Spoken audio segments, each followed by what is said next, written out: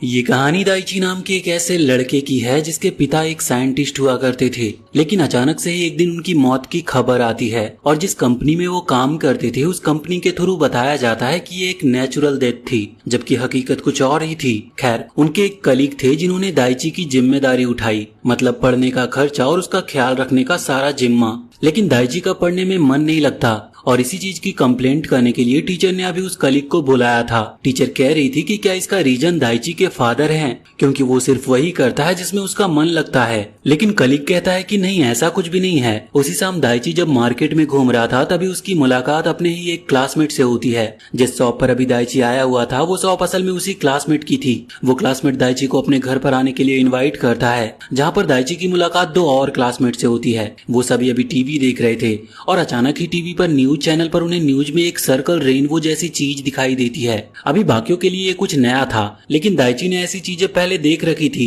इसी वजह से उसके सर में अचानक से दर्द हुआ और वो तुरंत ही वहाँ से उठकर चला गया। अभी हमें ये बताया जाता है कि दाइची ने सबसे पहले ये चीज कहाँ पर देखी थी। जब वो छोटा था तब वो एक रेस्ट्रिक्टेड एरिया में पहुंच गया और ये वो जगह होती है जो कि साइंटिस्ट लोग दूसरे लोगों से दूर रखने के लिए सिक्योरिटी लगाते हैं, और यहाँ पर बड़ी बड़ी जालियां लगी थी। लेकिन दाइची किसी तरह से वहां पर पहुंच जाता और अंदर एक छोटे बच्चे को देखता है। उसे देखकर वो तुरंत ही उन जालियों के ऊपर चढ़ते हुए दूसरी तरफ आ गया था। वो बच्चा भी लगभग दाइची के ही उम्र का था। वो बच्चा देखता है कि दाइची को उन जालियों पर चढ़ने में बहुत प्रॉब्लम हुई। इसी वजह से वो कहने लगता है कि इतने मामूली से काम में तुम्हें कितनी तकलीफ हुई, जबकि मैं तो ये बहुत आराम से कर सकता हूँ। ये सुनकर दाइची ने उससे शर्त लगा ली और शर्त पर अपने डैड का दिया हुआ नेकलेस दाव पर लगा दिया। उस बच्चे ने जब ऊंची जगह से छलांग लगाई तो उसे इससे कोई फर्क नहीं पड़ा। इस वजह से दाइची ने उसे वो नेकलेस दे दिया और बाद में ये दोनों साथ में बहुत देर तक खेले। और उस बच्चे ने अपने हाथ से सेम वैसा ही सर्कुलर रेनबो क्रिएट करके दाइची को दिखाया। उस लड़के का नाम टेपे होता है और बाद में इन दोनों की दोस्ती हो गई थी। खैर, अभी करंट टाइम पर दाइची अपने फादर की ग्रेव पर आया हुआ था, जहाँ पर उसकी मुलाकात अपने फादर के एक कलीग से होती है।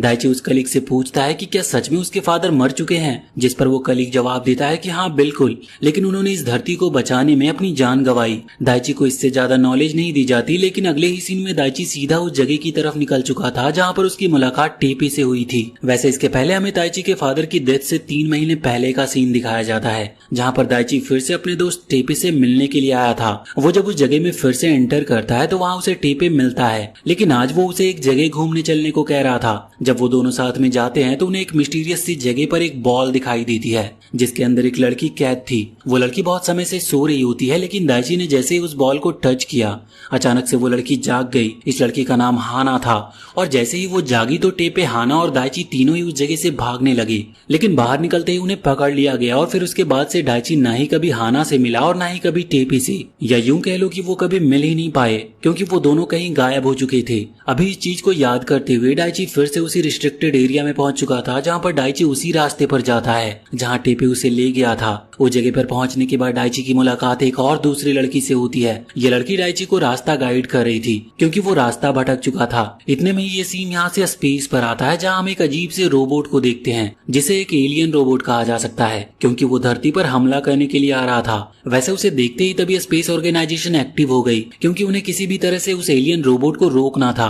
यहाँ वो मिस्टीरियस लड़की जो कि दाइची को रास्ता गाइड कर रही थी, वो उसे उस रोबोट के बारे में बताती है कि इसी तरह एक खतरे से लड़ते हुए दाइची के फादर की जान गई थी। ये सुनकर दाइची हैरान था, और क्योंकि वो धरती को खत्म नहीं होने दे सकता था, इसी वजह से वो मदद करना चाहता था। लेकिन अभी वो इतना छोटा है कि वो क्या ही मदद करेगा। लेकिन अचानक ही उसके हाथ में एक गन आ गई और अभी उसे कुछ भी समझ नहीं आ रहा था, लेकिन वो मदद करना चाहता था। इसी सोच के चलते अचानक से वो टेलीपोर्ट होकर एक स्पेस ऑर्गेनाइजेशन के लॉन्च पैड पर पहुंच गया, जहां उसकी मुलाकात सामने खड़े एक साइंटिस्ट से हुई, जो कि उससे पूछता है कि क्या तुम कैप्टन हो। अभी वैसे दाइची तो ना कहता, पर दाइची को मदद करनी थी इसीलिए उसने हाँ कर दी। इसीलिए वो साइंटिस्ट उसे एक सेल में बैठने को बोलता है, जो कि एक तरह से एक दूसरे रोबोट का हिस्सा है, जिसे ये लोग उस एलियन रोबोट से लड़ने के लिए भेज रहे थे। दाइची अभी तुरंत ही उस जगह पर आकर बैठ गया था। अचानक ही अलग अलग स्पेस में भेजे हुए सैटेलाइट्स के थ्रू रोबोट के बॉडी पार्ट्स को हवा में छोड़ा जाता है और हवा में आकर वो एक दूसरे से असेंबल होकर जाइंट रोबोट क्रिएट करते हैं। और इस रोबोट का पूरा कंट्रोल अभी दाइची के पास था, लेकिन वो नहीं जानता था कि एक रोबोट को चलाया कैसे जाता है। खैर, अभी वहाँ उस स्पेस ऑर्गेनाइजेशन के लोग भी हैरान थे, क्योंकि जिस पर्सन को उस रोबोट को चलाने के लिए भेजा जाना था वो तो अभी भी वहीं पर था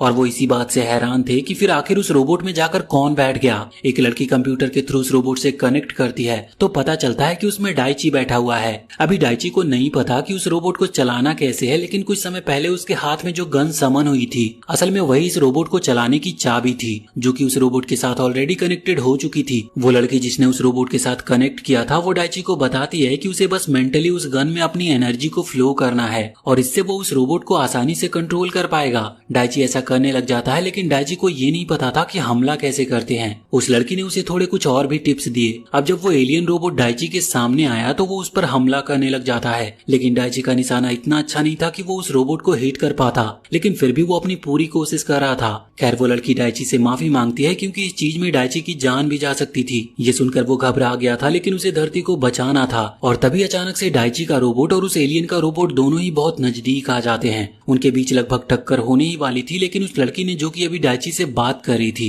एंड टाइम पर अटैक करते हुए उस एलियन रोबोट को खत्म कर दिया था। इसका मतलब खतरा टल चुका था और अब बारी थी डाइची को सेफली वापस स्टेशन लाने की। अभी डाइची के रोबोट को धीरे धीरे धरती पर उतारा जाता है और जब डाइची की बॉडी बाहर निकाली जाती है तो टेस्ट के बाद पता चलता है कि डाइची की पूरी बॉडी परफेक्टली फाइन है, मतलब उसे किसी भी तरह की कोई चोट नहीं आई थी। वैसे अभी डाइची से उसकी वो गन वापस ले ली गई थी। खैर बाद में डाइची को बताया जाता है कि जिस ऑर्गेनाइजेशन को पूरी दुनिया सिर्फ एक मामूली पीसफुल स्पेस ऑर्गेनाइजेशन समझती है वो असल में एक हिडन ऑर्गेनाइजेशन है जिसका काम दूसरी दुनिया से आ रहे खतरों को रोकने का है और ये बात बहुत ही कॉन्फिडेंशियल है। इसी वजह से डाइची के फादर ने भी डाइची को कभी ये चीज नहीं बताई। खैर अभी उस ऑर्गेनाइजेशन का टूर कराते वक्त डाइची की मुलाकात अपने पुराने दोस्त टेपे और उसी लड़की जिसे डाइची ने प्रोटेक्ट किया था मतलब हाना से होती है। अभी डाइची उन दोनों से मिलकर बहुत ज्यादा खुश था, लेकिन यहाँ पर वो आपस में बातचीत कर पाते इससे पहले ही टेपे और हाना के सर में अचानक बहुत ही तेज दर्द होने लगा, जो कि असल में उन गैजेट्स की वजह से हो रहा था जो कि सिक्योरिटी ऑफिसर ने उनके सर पर पहना रखे हैं। वैसे अभी इसी टाइम पर दूसरी तरफ वहाँ वो जो डाइची की गन थी उस पर वैज्ञानिक रिसर्च कर रहे थे।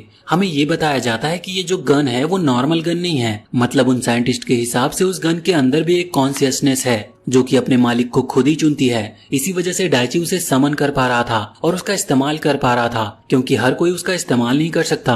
वैसे इस बीच हमें उस पर्सन के बारे में बताया जाता है जिसने उस एलियन रोबोट को धरती पर हमला करने के लिए भेजा था। असल में वो खतरा किसी बाहर की जगह से नहीं बल्कि धरती पर से ही आ रहा था। कोई साइंटिस्ट है या फिर कोई पर्सन है जिसने अपनी कॉन्शियसनेस को स्पेस में भेजा है, जहां वो दूसरे रोबोट्स तैयारी करके धरती पर हमला करने के लिए भेज रहा था, जिससे धरती पर सिर्फ वही चुनिंदा लोग जिंदा रह सके जो कि उस साइंटिस्ट को पसंद करते हैं, जिससे वो धरती पर राज कर सके और बाकी सभी को खत्म कर देना चाहता था। खैर इस बार फिर से ये खतरा टल चुका था, लेकिन ये कब तक चलता रहेगा इस चीज के बारे में नहीं पता और इसी वजह से ये ऑर्गेनाइजेशन खुद को और भी स्ट्रॉन्ग बनाने की कोशिश में लगी है। अभी ये चीज डाइची को भी बताई जा रही थी, जहाँ हमें एक और बात जानने को मिलती है कि असल में डाइची वो पहला पर्सन नहीं है जिसने गन को इस तरह से समन किया हो। एक गन पहले भी समन हो चुकी है जिसे हाना ने समन किया था, लेकिन हाना के पास इतनी पावर ही नहीं है कि वो उस गन को कंट्रोल कर पाए। इसी वजह से वो लोग टेपे को ट्रेनिंग दे रहे थे उस गन को चलाने के लिए। अभी डाइची को ये सारी बातें तो समझ आ चुकी थी, लेकिन उसे समझ में ये नहीं आया कि आखिर उन दोनों के ही सर पर वो अजीब से डिवाइस क्यों पहनाए गए थे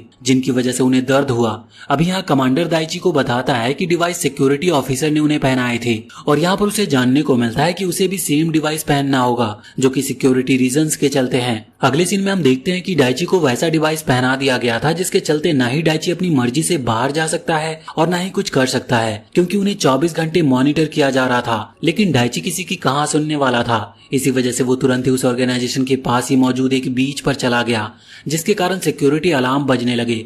हालांकि डाइची को जब इरिटेशन हुई तो उसने तुरंत ही अपने हाथ फिर से हवा में उठाया और अपनी गन को समन करते हुए उस टावर को ही उड़ा दिया जो कि सायरन बजा रहा था, जिसके चलते हाना और टेपे की वो सिक्योरिटी डिवाइस भी काम करना बंद कर दिया और इसका मतलब अब वो भी फ्री हो चुके थे। हालांकि जब हाना अपने कमरे से निकलने की कोशिश करती है तो एक सिक्योरिटी ऑफिसर उसे रोक लेता है, लेकिन इसी बीच उसकी एक स्क्वेरल ने आकर उसकी मदद की और फिर वो भी टेपे के साथ उसी बीच पर आ गई जहाँ पर डाइची मौजूद था। वो तीनों साथ में खेलने लगे। अभी टेपे और हाना का एक ही सवाल था कि आखिर डाइची यहाँ पर क्यों आया, जिस पर डाइची जवाब देता है कि बाहरी दुनिया में उसे कोई अपना नहीं लगा और उसने टेपे को प्रॉमिस भी किया था कि वो फिर मिलेंगे, इसी वजह से उन दोनों को ढूंढना ही था। वैसे भी ये तीनों उस जगह से भागे नहीं थे, ये बस कुछ समय के लिए बाहर निकले थे। इसी वजह से सिक्योरिटी वहाँ पर फिर से पहुंच गई और इन तीनों को बाद में साथ में ले गई। अभी अगले ही दिन इन्हें कमांडर के ऑफिस में बुलाया जाता है जहाँ जो सिक्योरिटी इंचार्ज था वो गुस्से में आता है क्योंकि इन तीनों ने अपने डिवाइस खराब किए। जो चीज उसे पसंद नहीं आई वो उनके लिए फिर से डिवाइस लेकर आया था जिन्हें डिस्ट्रॉय करना इतना आसान नहीं होगा, लेकिन कमांडर ने वो डिवाइस उन्हें पहनाने से मना कर दिया क्योंकि उसके हिसाब से ये डिवाइस इन लोगों के लिए ठीक नहीं है, ये बस उन्हें कैदी जैसा फील कराएंगे। अभी सिक्योरिटी इंचार्ज को तो इस चीज पर बहुत गुस्सा आता है, लेकिन कमांडर के अलावा वहाँ पर किसी की चलती नहीं। इसी वजह से उसे गुस्सा ही सही मगर वहाँ से चुपचाप जाना पड़ता है। अभी जब वो वहाँ से निकलता है तो उसी समय वहाँ पर उसी साइंटिस्ट की एंट्री होती है जिसके डाइची से मुलाकात हुई थी। ये साइंटिस्ट अभी अपने साथ एक दूसरी लड़की को लेकर आया था जो कि असल में वही लड़की होती है जिसने डाइची के रोबोट के थ्रू कांटेक्ट करके उस लड़ाई में डाइची की मदद की थी। इस लड़की का नाम अकीरा होता है और भले ही ये इतनी कम एज की है लेकिन ये एक बहुत ही बड़ी हैकर है और ये कमांडर की बेटी भी है। वैसे अभी सेम एज के होने की वजह से और साथ ही थोड़ी इंट्रोवर्ट होने की वजह से इन सभी की आपस में बहुत जल्दी दोस्ती हो चुकी थी। साथ ही कमांडर को जब अपनी गलती का एहसास होता है क्योंकि उसने बहुत टाइम से हाना और टेपे को इस जगह पर बंद करके रखा था जो चीज किसी भी बच्चे के लिए अच्छी नहीं है। इसी वजह से वो फैसला करता है कि वो टेपे, हाना और डाइची तीनों को ही अपने घर में रहने के लिए जगह देगा। साथ ही उसने टेपे और हाना से भी माफी मांग ली थी। वैसे अगले ही सीन में ये तीनों कमांडर घर पर पहुंच जाते हैं जहाँ कमांडर ने हाना को अकीरा के रूम में रहने की परमिशन दे दी थी और टेपे और डाइची को एक अलग रूम दे दिया गया था।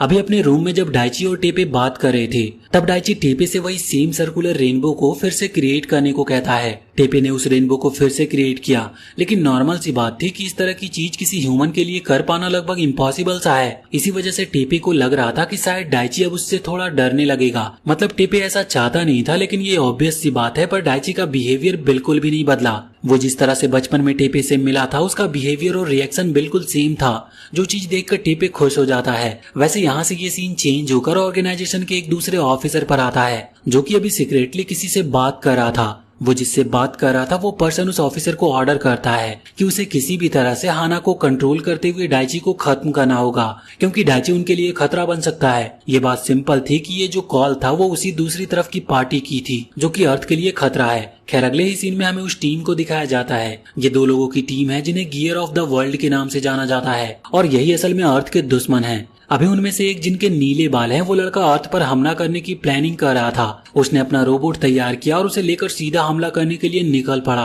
अभी जैसे ही इस चीज की खबर उस ऑफिसर को पता चलती है वो तुरंत ही डाइची के पास पहुंच जाता है उसे ये खबर देने के लिए कि वही सेम रोबोट फिर से हमला करने के लिए आ रहा है जिससे लड़ते हुए डाइची के फादर ने अपनी जान गंवाई थी। डाइची ये सुनकर हैरान था और अपना बदला भी लेना चाहता था। इसी वजह से डाइची ने तुरंत ही अपना रोबोट उठाया और सीधा स्पेस में चला गया। अभी ये चीज जानने के बाद कमांडर बहुत ज्यादा हैरान थे। साथ ही उन्हें अपनी वाइफ का कॉल आता है जो कि असल में गवर्नर है। वो असल में यही जानना चाहती थी कि आखिर डाइची को स्पेस में क्यों भेजा गया है जबकि अभी तक उस रोबोट का आर्मर भी सही से ठीक नहीं हुआ है। ये चीज बहुत खतरनाक है, लेकिन उस ऑफिसर ने असल में जानबूझकर ऐसा किया था क्योंकि इससे डाइची की जान चली जाएगी और किसी को शक भी नहीं होगा। वैसे अभी के लिए जब डाइची के रोबोट से कांटेक्ट किया जाता है तो डाइची की बात कमांडर से होती है। वो कमांडर से पूछता है कि क्या सच में यही वो रोबोट है जिससे उसके फादर ने फाइट की थी और इसकी वजह से उसकी जान गई थी। तो इस पर कमांडर हाँ कहता है, जो सुनकर डाइची का गुस्सा और भी ज्यादा बढ़ चुका था। लेकिन लड़ाई में डाइची का उस रोबोट को हरा पाना लगभग नामुमकिन था। इस वजह से हाना अभी भी किसी मिस्टीरियस सी चीज में अपनी एनर्जी सर्कुलेट करना शुरू कर देती है। वो अभी अर्थ पर ही थी, लेकिन वो ऐसा क्यों कर रही है ये चीज हमें आगे आकर पता चलेगी। अभी के लिए वहीं स्पेस में डाइची और उस रोबोट की फाइट चल रही थी। उस लड़ाई के दौरान ही अचानक वहां पर एक और रोबोट की एंट्री होती है। वो दूसरा रोबोट जिसे वो नीले बाल वाला लड़का कंट्रोल कर रहा था वो देखकर समझ जाता है कि ये तो उसका दोस्त है क्योंकि वो रोबोट असल में उसी की ऑर्गेनाइजेशन से बिलोंग करता था। लेकिन अचानक ही उस दूसरे रोबोट ने आकर उस नीले बाल वाले लड़के के रोबोट पर हमला कर दिया और उसे इतना ज्यादा डैमेज किया कि उस नीले बाल वाले लड़के को वहां से भागना पड़ा। अब ये चीज डाइची भी नहीं समझ पा रहा था, लेकिन अचानक उस दूसरे रोबोट ने अपने हाथ में सर्कुलर रेनबो क्रिएट किया जिससे डाइची समझ गया कि ये तो टेपे है। और यहीं से हमें पता चलता है कि वहां पर हाना जिस चीज में अपनी एनर्जी प्रोवाइड कर रही थी वो असल में इसी रोबोट का मैकेनिज्म सिस्टम था जिससे कि ये रोबोट एक्टिव हो जाए, क्योंकि ये कई सालों से इसी तरह से बस लोहे के डब्बे की तरह पड़ा हुआ है। अभी इस इंसिडेंट के बाद सभी साइंटिस्ट की और कमांडर की एक मीटिंग बुलाई जाती है जहां वो कॉन्फिडेंशियली अभी टेपे के बारे में बात कर रहे थे, क्योंकि अभी जिस रोबोट को टेपे ने कंट्रोल किया था वो रोबोट दुश्मन का है और बहुत ही समय से इस तरह से बेकार पड़ा हुआ है। इन लोगों ने टेपे को भी असल में तभी उस जगह से छुड़ाया था जब उस रोबोट को इन्होंने जीता था।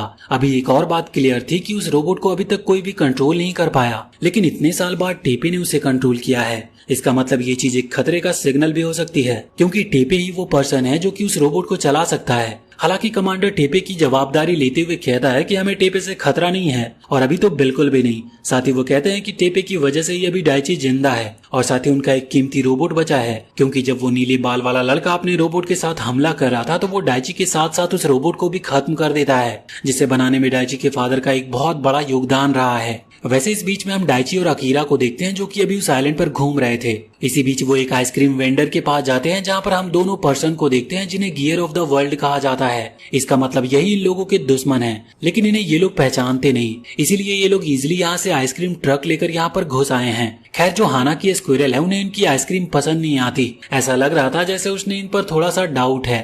खैर डाइची वहां से सीधा उस जगह पर जाता है जहाँ पर टेपे था। बाहर उसकी कमांडर से मुलाकात होती है और वो जब हाना के बारे में पूछता है तो कमांडर बताते हैं कि हाना को भी एक अलग जगह पर रखा गया है क्योंकि उस पर थोड़े से टेस्ट होंगे। उसने अपनी बहुत ज्यादा एनर्जी का इस्तेमाल किया था, इस वजह से वो देखना चाहते हैं कि उसकी बॉडी में क्या फर्क पड़ता है। यहाँ पर डाइची चाहे तो टेपे से मिल सकता है। डाइची जब उस कमरे में पहुंचता है जहाँ पर टेपे था तो टेपे बताता है कि पहले बचपन में उसे अपनी ये एबिलिटी पसंद थी, मतलब जिस तरह से वो सर्कुलर रेनबो को क्रिएट करता है उसे ये चीज बहुत पसंद थी, लेकिन अब उसे ये चीज बहुत बेकार लगती है क्योंकि वो उसे इंसानों से अलग बनाती है और उसे अलग महसूस होता है। हालांकि डाइची कहता है कि इस चीज से कोई फर्क नहीं पड़ता, जबकि ये तो बहुत ही कूल है। डाइची उसे समझाता है कि उसे बुरा बस इसीलिए लग रहा है क्योंकि उनके जो दुश्मन है वो भी बहुत ही एडवांस हैं और टेपे भी एडवांस है। लेकिन डाइची उससे कहता है कि तुम एडवांस जरूर हो लेकिन तुम बुरे नहीं हो, तुमने मेरी जान बचाई थी।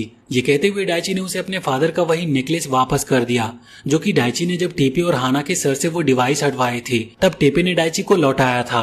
अभी डाइची ने उसे वापस इसीलिए किया क्योंकि जिस तरह से डाइची ने टेपे की मदद की और उसने वो नेकलेस वापस दिया, सेम वैसे ही अभी टेपे ने डाइची की मदद की है, इसीलिए वो नेकलेस वापस से टेपे को मिलना चाहिए। वैसे अभी उसी समय वहाँ पर दूसरी तरफ वो गियर ऑफ द वर्ल्ड सीधा उस आइलैंड की सिक्योरिटी सिस्टम में जाकर उसे हैक कर लेते हैं। मतलब उन्होंने सभी कैमरे हैक कर लिए थे, जिस चीज का पता वहाँ अकीरा और साथ ही कमांडर को भी मिल चुका था, लेकिन फिर भी एक्सेस वापस मिलने में थोड़ा उन्हें समय लग रहा था। खैर उन लोगों को लग रहा होता है कि शायद गियर ऑफ द वर्ल्ड का मेन टारगेट डाइची है, लेकिन असल में ऐसा था नहीं। वो यहाँ पर टेपे के लिए आए थे, वो बस ये जानना चाहते थे कि आखिर टेपे ने उन्हें धोखा क्यों दिया। इसका मतलब उनका और टेपे का पास्ट पहले से जुड़ा हुआ है। लेकिन जब वो वहाँ पर टेपे और डाइची के पास पहुंचे तभी वहाँ पर कमांडर और बाकी गार्ड्स आ गए। वैसे हमें यहाँ उन गियर ऑफ द वर्ल्ड का नाम पता चलता है, उस लड़की का नाम मेल्किन और उस लड़के का नाम एमरॉक है। इतने सारे गार्ड्स को देखकर वो बिल्कुल भी डरे नहीं थे। वो यहाँ पर टेपे से कह रहे थे कि अगर टेपे उनके साथ वापस नहीं लौटा तो ये ठीक नहीं होगा। इतने में अकीरा सारे सिस्टम को वापस से एक्सेस कर लेती है और जो सीक्रेट वेपन्स लगे हुए थे उनके थ्रू एमरेक और मेल्किन पर हमला करती है, लेकिन वो तुरंत ही वहां से भाग गए थे। अभी एमरोक अपने साथ अपने रोबोट भी लेकर आया था। वो दोनों ही उसी रोबोट पर चढ़ जाते हैं और उस आइलैंड पर वो सिक्योरिटी टैंक या फिर जो मशीनरी थी उसे डिस्ट्रॉय करने लगते हैं। अभी बहुत ही हाई सिक्योरिटी होने के बाद भी इन लोगों का बहुत ही नुकसान हो रहा था, जिस चीज को देखते हुए टेपे खुद को सरेंडर करने का फैसला करता है। हालांकि जब वो ऐसा कर रहा था तभी डाइची वहां पर आकर उसे रोक लेता है और कहता है कि तुम्हें ऐसा करने की कोई जरूरत नहीं। इतने में ही मेल्किन और एमरोक अपने रोबोट लेकर उस जगह पर पहुंच चुके थे। वो आज भी किसी तरह से टेपे को अपने साथ लेकर जाना चाहते थे। डाइची को गुस्सा आ जाता और वो तुरंत ही अपनी गन को समन करते हुए हमला करता है। एमरोक और मेल्किन के लिए ये अटैक बिल्कुल भी अनएक्सपेक्टेड था, इसी वजह से वो इस अटैक से बच नहीं पाए और इस चीज के चलते एमरोक का वो रोबोट कुछ ज्यादा ही डैमेज हो गया। इस वजह से उन दोनों ने वहां से तुरंत ही भागने का फैसला किया। हालांकि वैसे तो उनका प्लान फेल हो चुका है, लेकिन फिर भी एमरोक के चेहरे पर एक स्माइल थी क्योंकि उसे उम्मीद है कि वो जल्द ही टेपे को अपनी तरफ कर लेंगे। इधर टेपे को भी बहुत चिंता हो रही थी क्योंकि पिछली बार जब उसने अपनी पावर्स का इस्तेमाल किया था और उस रोबोट को चलाया था तब उसे कुछ ऐसा महसूस हुआ कि वो फिर से बुरा बन जाएगा। उसे लगता है कि वो अगर फिर से उसी रोबोट में लौटा या उसने अपनी पावर का इस्तेमाल किया तो वो अपने ही दोस्तों का दुश्मन बन जाएगा। वैसे अभी इस पूरे इंसिडेंट में डाइची को थोड़ा चोट आई थी, इसीलिए उसका इलाज चलता है। उसे ज्यादा सीरियस चोटें तो नहीं आई थी, बस नॉर्मल फिजिकल इंजरीज हुई थी जो कि जल्द से ठीक हो जाएगी। खैर अभी उसे कुछ टाइम तक रेस्ट करने की जरूरत थी। इसी बीच एक नया मिशन निकल कर आता है जिसमें उन्हें एक क्रिमिनल को एक स्पेस स्टेशन से सेफली निकालना है क्योंकि उसके पीछे कुछ दूसरे लोग भी पड़े हैं और उस क्रिमिनल का नाम है आईजी और वो जरूर इसीलिए है क्योंकि उसके जो जीन्स हैं वो बहुत ही रेयर हैं। इसी वजह से उनके दुश्मन भी उस पर्सन को चुराकर उसके जीन्स का फायदा उठाना चाहते हैं। यहाँ पर हमें ये भी पता चलता है कि आईजी के ही जीन्स की मदद से टेपे बना है, मतलब टेपे कोई नॉर्मल ह्यूमन नहीं। ये चीज पहले ही हमें पता थी, लेकिन अभी टेपे को डर था कि वो अपनी पावर का इस्तेमाल नहीं कर पाएगा। लेकिन कमांडर और बाकी सभी उसे समझाते हैं कि ये एक सीक्रेट मिशन है, इसमें तुम्हें अपनी पावर का इस्तेमाल नहीं करना है, तुम्हें बस चुपचाप इस मिशन को पूरा करना है। टेपे ने भी इसमें हाँ कर दी थी और साथ ही इस मिशन के लिए अकीरा को भी भेजा गया। अभी जो स्पेस सेंटर था, ये लोग वहां पर जा रहे होते हैं। इनके पास एक बहाना भी है कि अकीरा को अपनी मदर से मिलना है, इसलिए वो वहां पर आई है, जिससे कि इस मिशन की इंफॉर्मेशन किसी दूसरे व्यक्ति तक ना पहुंचे। अगले सीन में हम देखते हैं कि ये लोग वहां पर पहुंच चुके थे। बाद में वो उस सीक्रेट सेल की लोकेशन का पता लगाकर ये सीक्रेटली उस जगह पर पहुंच जाते हैं जहां इन्होंने आईजी को छुड़ा दिया था। और अब इन्हें किसी भी तरह से आईजी को इस जगह से बाहर निकालना है, क्योंकि जो दुश्मन है, मतलब वो दूसरी पार्टी जिसे आईजी चाहिए, वो भी यहाँ पर पहुंच चुकी है। इसका मतलब ये काम इतना ज्यादा आसान नहीं होने वाला। वैसे अभी जब ये उस सीक्रेट सेल से निकल रहे थे, तभी इन्हें महसूस होता है कि आगे कुछ गार्ड्स हैं जो कि नजर रख रहे हैं, जो कि उस दूसरे पार्टी से बिलोंग करते हैं, जिसके चलते ये लोग एक प्लान बनाते हुए 3 स्पेस सूट जो कि खाली थे, उन्हें सीधा उन गार्ड्स की तरफ भेज देते हैं। अभी गार्ड्स भी ये चीज समझ चुके थे कि वो स्पेस सूट नकली है, इसीलिए वो बिना फायरिंग करे उन्हें चुपचाप वहां से फ्लोट करते हुए निकल जाने देते हैं। हालांकि आईजी ने तब कुछ डिफरेंट प्लान्स तैयार किए थे। जो 2 सूट थे वो पूरी तरह से खाली थे, लेकिन तीसरे वाले सूट में आईजी छुपा हुआ था। और जैसे ही उन गार्ड्स ने उसे निकलने दिया तो उसने पीछे से हमला कर दिया। यहाँ उसने उन गार्ड्स को तो हरा दिया था, लेकिन हारते हारते एक गार्ड ने टेपे की तरफ फायर कर दिया। अभी गोली टेपे को लग जाती, लेकिन इतने में ही आईजी पलट पड़ा और वो गोली उसने अपने कंधे पर खा ली। ऐसा इसीलिए क्योंकि आईजी टेपे को अपना बेटा मानता आया है, क्योंकि टेपे उसके जीन से ही बना था। लेकिन वहीं टेपे आईजी को अपना फादर नहीं मानता। लेकिन फिर भी आगे वो गोली वाले इंसिडेंट के बाद टेपे बहुत उदास था। ये तीनों वहां से आगे बढ़ना अभी अकीरा ने आईजी के कंधे पर बैंडेज लगा दी थी। वैसे कुछ ही दूर आगे पहुंचने के बाद जब ये मेन गेट से बाहर की तरफ निकलते हैं तो वहां पर इन्हें स्पेस में दूसरी स्पेसशिप देखने मिलती है, जो कि उसी दूसरी पार्टी के लोगों की थी।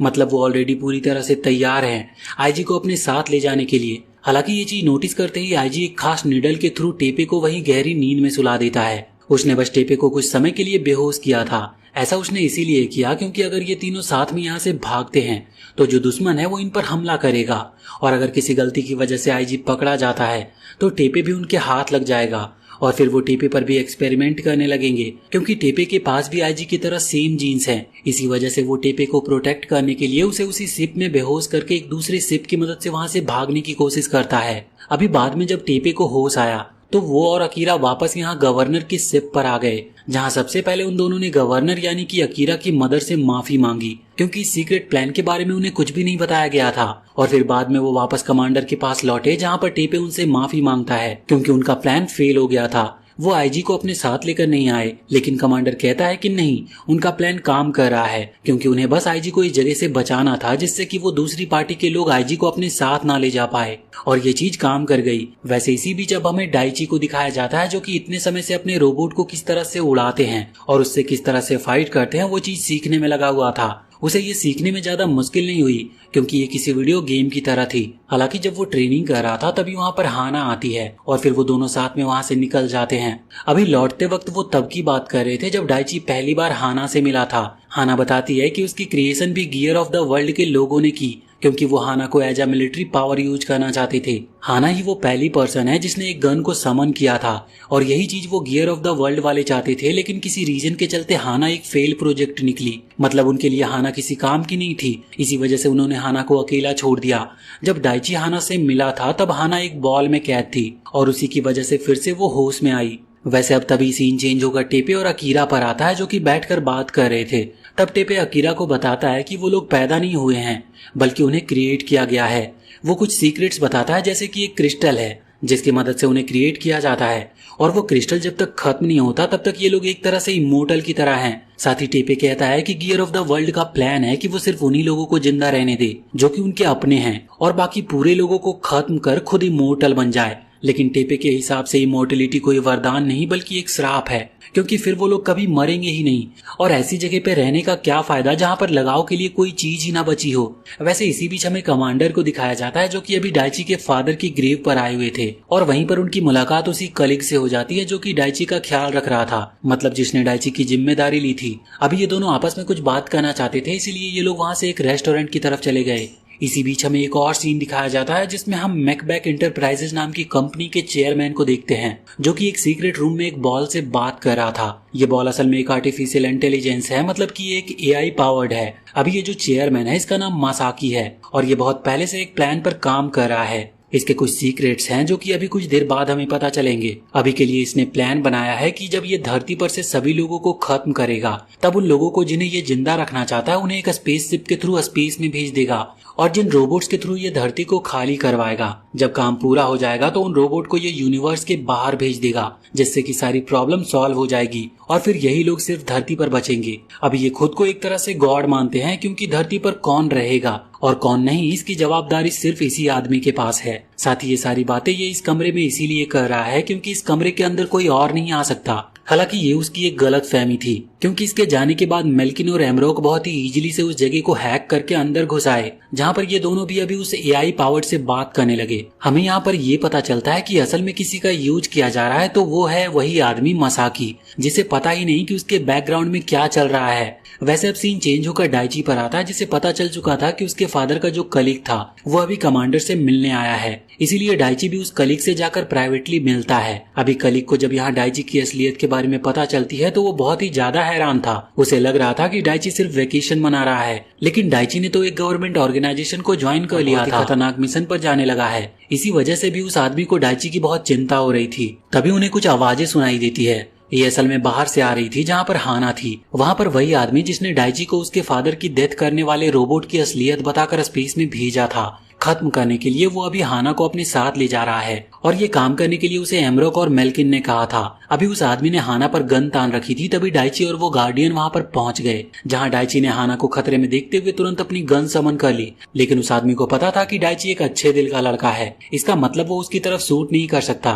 डाइची को ये चीज जानने के बाद अभी बहुत गुस्सा आ रहा था, लेकिन उस आदमी की बात भी सही थी। खैर तभी डाइची अपने पास से अपना वही पुराना बूमरैंग निकालते हुए उस आदमी की तरफ फेंकता है। उस आदमी ने बहुत ही इजीली उस अटैक को डॉज कर लिया था, लेकिन उसका बूमरैंग घूमते हुए फिर से उसकी तरफ आया, जिससे वो पानी में गिर पड़ा और हाना बच गई। बाद में उस आदमी को ही पकड़ लिया गया था। साथ ही वहाँ पर डाइची के गार्डियन ने भी डाइची को यहाँ रहने की परमिशन दे दी थी, क्योंकि वो समझ गया था कि डाइची अपना ख्याल खुद रख सकता है। वैसे इसके बाद सीन चेंज होकर एक मीटिंग पर आता है, जहाँ कमांडर, उनकी असिस्टेंट और वो साइंटिस्ट पीटर बैठकर अभी मैकबेक इंटरप्राइजेज कॉर्पोरेशन के बारे में बात कर रहे थे। अभी जो कमांडर की असिस्टेंट है उसने 10 साल पुरानी एक इमेज को ढूंढा, जिसमें मेल्किन और एमरोक हैं। ये दो वो लड़के हैं जिन पर मैकबेक इंटरप्राइजेज द्वारा किसी तरह के कोई सीक्रेट एक्सपेरिमेंट किए जा रहे थे। यहाँ एक बात और सामने आती है कि सिर्फ यही वो दोनों नहीं थे जिन पर ये एक्सपेरिमेंट किए गए हो। इस चीज के लिए कई सारे बच्चों को चुना गया था, उनमें से बाकी सारे बच्चे तो गायब हैं। इन लोगों को सिर्फ टेपे मिला, जो कि अभी पूरी तरह से ठीक है और एबनॉर्मल पावर्स को यूज कर सकता है। फिर असिस्टेंट के हिसाब से 10 साल कंप्लीट हो चुके हैं। इसका मतलब मैकबेक इंटरप्राइजेज ऑलरेडी अपने मिशन में बहुत आगे पहुंच चुकी है। जल्दी वो अपने मिशन को अंजाम देंगे और धरती पर खतरा मंडराने लगेगा।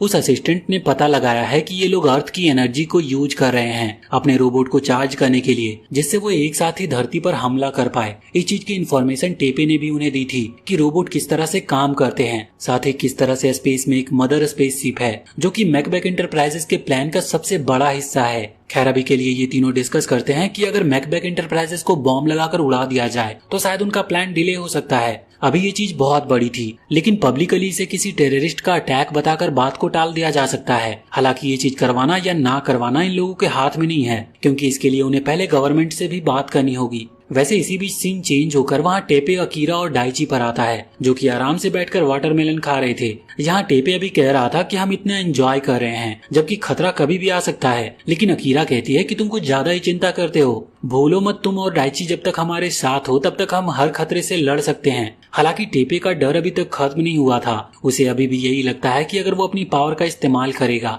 मतलब एक बार फिर से उस रोबोट में जाकर बैठेगा, तो शायद वो दुश्मन के साथ ही मिल जाएगा, क्योंकि उन्हीं लोगों ने उसे क्रिएट किया है। हालांकि अकीरा उसे चुप करा देती है। अगले दिन हम देखते हैं कि ये लोग नॉर्मली अपना टाइम स्पेंड कर रहे थे, लेकिन तभी हाना की स्क्विरल को कुछ अजीब महसूस होता है। उसे पहले से भी ऐसे अंदाजे हो चुके हैं। असल में वो खतरे को भांप सकती थी। उसने जब हाना को इस चीज का सिग्नल दिया तो हाना ने जाकर कमांडर को ये बात बताई। उन्हें भी ये बात सही लगी, इसलिए वो समझ गए कि खतरा आने वाला है। खतरा असल में एमरोक और मेल्किन थे, जो कि अपने सेपरेट रोबोट के थ्रू हमला करने वाले थे। इसी वजह से उनसे लड़ने के लिए डाइची तैयार हो गया। वो अभी अकेला लड़ने जा रहा था। इसलिए कमांडर ने उसे वार्निंग दी कि ये बहुत खतरनाक हो सकता है। डाइची ने वैसे तो अपने रोबोट को सही तरह से चलाना सीख लिया है, लेकिन दो दूसरे पावरफुल रोबोट को हरा पाना उसके लिए बहुत मुश्किल होगा। हालांकि डाइची अपने फादर पर गया है, इसीलिए वो अर्थ को खत्म होने तो नहीं देख सकता। इसी वजह से वो कमांडर की बात नहीं मानता और फिर कमांडर भी उसे ज्यादा समझाते नहीं और जाने की परमिशन दे देते हैं। अभी डाइची स्पेस में आकर मेल्किन और एमरोक दोनों से अकेले फाइट कर रहा था। ये चीज क्लियर थी कि अगर वो एक से लड़ता है तो इजीली जीत जाता,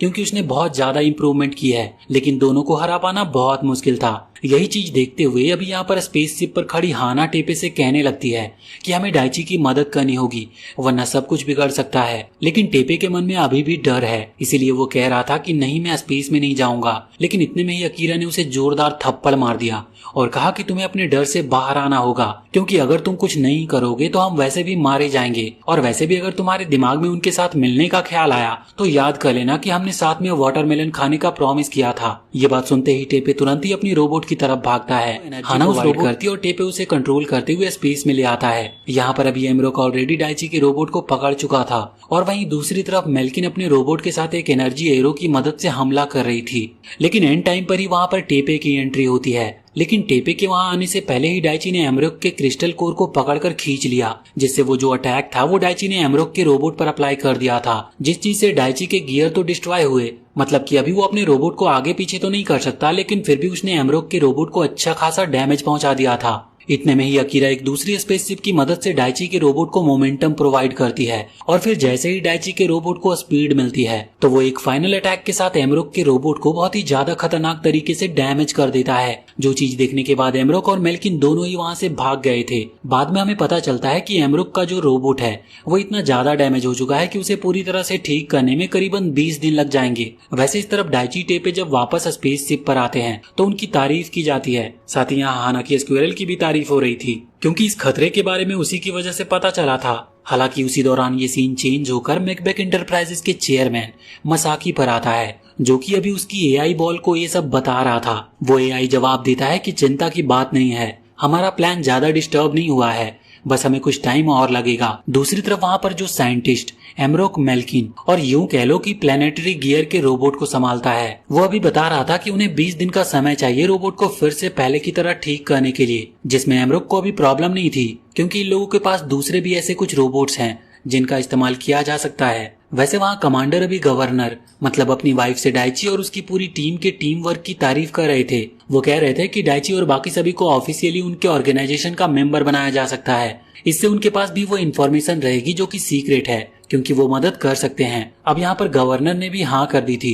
इसी वजह से डाइची और उसकी टीम को एक पूरा यूनिफॉर्म सेट दिया जाता है और डाइची को उस टीम का लीडर बना दिया जाता है। लेकिन डाइची को नहीं पता था कि एक टीम को गाइड कैसे करते हैं, लेकिन उन सभी को भरोसा है कि डाइची टीम को संभाल सकता है। खैर, इसके बाद सीन चेंज होता और हम देखते हैं कि डाइची और उसका पूरा ग्रुप अभी एक दूसरी सिटी की तरफ जा रहे थे। असल में हाना को स्क्विरल को वहाँ से एक पावरफुल एनर्जी महसूस हुई, इसी वजह से ये लोग वहाँ पर जा रहे थे, क्योंकि वहाँ पर प्लेनेटरी गियर के ग्रुप का दूसरा मेंबर भी मिल सकता है। असल में जो ऑर्गेनाइजेशन है मतलब कि मैकबेक एंटरप्राइजेस, उन्होंने कई सारे बच्चों को टारगेट बनाया था और उन पर एक्सपेरिमेंट किया था। ये चीज हम ऑलरेडी जानते हैं कि उनमें से ही एक टेपे था जो अपनी पुरानी मेमोरीज को खो चुका था। हालांकि अब उसे पता है कि वो कौन है, लेकिन अब वो अच्छा बन चुका है। उसी की तरह कुछ और बच्चे थे जिन पर भी एक्सपेरिमेंट किया गया, वो भी अपनी मेमोरी खो चुके हैं और वो भी कहीं पर गुम हो गए। लेकिन अगर मेल्किन और एमरोक उन्हें पहले ढूंढ लेते हैं तो वो उनकी यादाश्त वापस लौटाकर अपनी तरफ कर लेंगे। इसी वजह से डाइची और उसका ग्रुप उस एनर्जी के पीछे गया है, ये सोचते हुए कि शायद वो एनर्जी किसी दूसरे प्लेनेटरी गियर के मेंबर की हो सकती है। अभी रास्ते में टेपे बता एमरोक के पास एडवांटेज ज्यादा है, क्योंकि क्यूब की पावर की वजह से वो प्लेनेटरी गियर के मेंबर्स का पता लगा सकते हैं, जबकि टेपे की क्यूब वाली पावर जा चुकी है, इसलिए वो किसी दूसरे मेंबर की पावर को सेंस नहीं कर सकता। हालांकि बाकी लोग कहते हैं कि चिंता की बात नहीं है, वो उस जगह पर पहुंचकर पता लगा ही लेंगे। ये लोग यहाँ पर आए तो अभी एक मिशन के लिए थे, लेकिन अकीरा घूमने फिरने की जगह ढूंढ रही थी। उसे जगह तो नहीं मिलती, पर एक होटल मिल जाता है जो कि कैसीनो भी है, इसलिए वो रात के समय वहीं पर चले जाते हैं। अभी वहाँ पर जब उन्होंने अंदर एंट्री की तो अकीरा कहने लगी कि हाना की स्क्विरल हमारी मदद कर सकती है यहाँ प्राइजेस जीतने में, क्योंकि उसकी प्रेडिक्शन बिल्कुल एक्यूरेट होती है। लेकिन हाना समझाती है कि नहीं, उसकी स्क्विरल सिर्फ एनर्जी को महसूस करती है और खतरा भाप सकती है। वो लोग जीतेंगे या नहीं इस चीज के कोई चांसेस नहीं है, जो सुनकर अकीरा थोड़ी सी उदास हो गई थी। लेकिन इतने में ही वहाँ पर उसी कसिनो के स्टाफ मेंबर जिन की एंट्री होती है। वो कहता है कि वो लोग गैम्बलिंग नहीं कर सकते क्योंकि उनकी एज अभी बहुत कम है। लेकिन इतने में ही वहाँ पर उस कसिनो का ओनर आता है जो कि जिन से कहता है कि नहीं, ये लोग यहाँ पर जितना टाइम रुकना चाहे रुक सकते हैं क्योंकि उसने इन्हें परमिशन दी है। साथ ही वो जिन से कहता है कि वो उसे किसी से मिलवाना चाहता है, इसलिए वो उसके साथ चले। अभी डाइची और उसकी टीम यहाँ गैम्बलिंग के लिए नहीं आई है, वहाँ सिर्फ अकीरा थी जो कि एंजॉय करना चाहती थी। जबकि दूसरी तरफ उनकी टीम का लीडर डाइची अभी उस कसिनो के आसपास घूम रहा था, ये देखने के लिए कि उस दूसरे प्लेनेटरी गियर के कोई सबूत यहाँ पर है भी या नहीं।